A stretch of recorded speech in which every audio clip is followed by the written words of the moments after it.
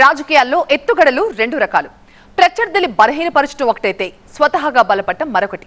ఇప్పుడు ఏపీలో అధికార కూటమి రెండో ప్లాన్ ని అమల్లో పెడుతున్నట్టుగా కనిపిస్తోంది. ప్రాతినిధ్యం లేని పెద్దల సభలో జెండా పాతటమే లక్ష్యంగా పెద్ద పెద్ద పావులు కదుపుతోంది. సరైన సమయంలో సరైన నిర్ణయం అంటూ వైసీపీ సభ్యులు చేస్తున్న కామెంట్స్ కూడా భారీ మార్పులేవో జరగబోతున్నట్లుగా సంకేతాలిస్తున్నాయి. పెద్దల సభలో జెండా పాతడమే టీడీపీ లక్ష్యమా? పద్ధతిగా పగడ్బందీగా ముందుకు వెళ్తోందా? టీడీపీ వైపు చూస్తున్న వైసీపీ రాజ్యసభ సభ్యులు. ఇప్పుడు మోపిదేవి, బీదమస్తాన్, తర్వాత ఎవరు? ఏపీలో అసలు రాజకీయం ఇప్పుడే మొదలైనట్టు కనిపిస్తోంది. సాధారణ ఎన్నికల్లో అఖండ విజయం సాధించి అధికారాన్ని చేపట్టిన ఎన్డీఏ కూటమి వ్యూహాత్మకంగా పావులు కదుపుతోంది. శాసనసభ, లోక్సభల్లో అనుకున్న దానికంటే ఎక్కువ స్థానాలే గెలిచిన ఏపీ ఎన్డీఏ కూటమి పెద్దల సభల్లో మాత్రం ఇంకా వెనుకంచెలోనే ఉంది. కూటమిగా ఏపీలో అధికారం దక్కించుకున్న టీడీపీకి రాజ్యసభలో అస్సలు ప్రాతినిధ్యమే లేదు. ఇటు శాసన మండలిలోనూ మెజార్టీ సభ్యులు లేరు. దీంతో ఆ దిశగా బలపడేందుకు అధికార పక్షం ప్రయత్నాలు మొదలుపెట్టినట్టు తాజా పరిణామాలతో స్పష్టమవుతుంది. కూటమి వ్యూహమా మరోటా అన్నది పక్కన పెడితే వైసీపీ రాజ్యసభ సభ్యులు, శాసనమండలి సభ్యులు కూడా పార్టీ మారేందుకు ఉత్సాహంగానే ఉన్నట్టు తెలుస్తోంది. వైసీపీకి రాజీనామా చేస్తున్నట్టు బుధవారం ప్రకటించిన రాజ్యసభ సభ్యులు మోపిదేవి వెంకటరమణ, బీదమస్తాన్ రావు తమ పదవులకు కూడా రాజీనామా చేశారు. రాజ్యసభ చైర్మన్ జగదీష్ ధన్కర్ ను కలిసి తమ రాజీనామాలను సమర్పించారు. వైసీపీకి ఆ పార్టీతో వచ్చిన పదవికి రాజీనామా చేసిన మోపిదేవి, బీదమస్తాన్ టీడీపీలో చేరేందుకు రంగం సిద్ధం చేసుకున్నారు.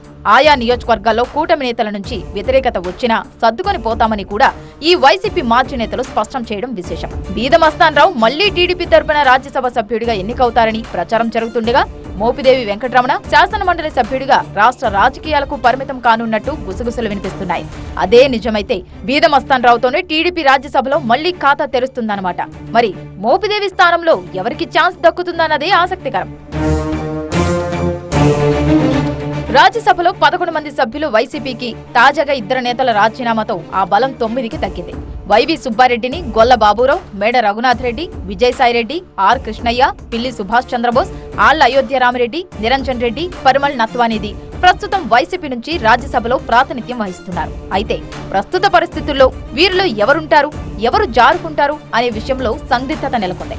అయితే సరైన సమయంలో సరైన నిర్ణయం అంటూ ఎంపీ గొల్ల బాబురావు చేసిన కామెంట్స్ తో నెక్స్ట్ పడబోయే వికెట్ ఆయనేనన్న అనుమానాలు కలుగుతున్నాయి.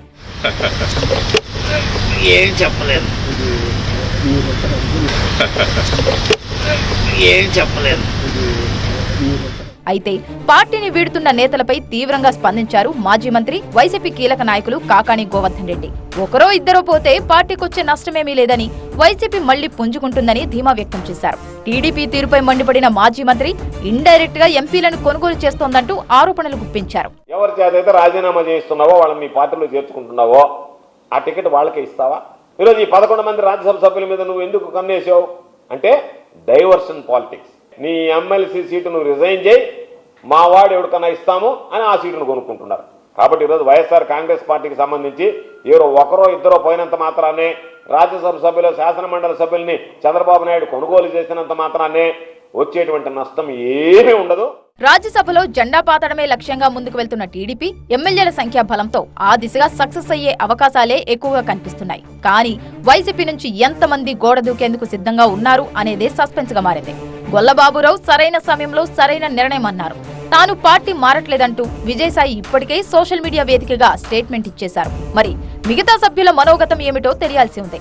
జగన్ కు అన్ని రకాలుగా సన్నిహితులైన వారు తప్ప మిగతా వారంతా ఖచ్చితంగా పార్టీ మారతారు అన్న ప్రచారం జరుగుతోంది. ఈ లెక్కన అటు మిగిలే నెంబర్ ఎంత, ఇటువైపు పెరిగే నెంబర్ ఎంత అన్నదే ఇప్పుడు చర్చనీయాంశంగా మారింది.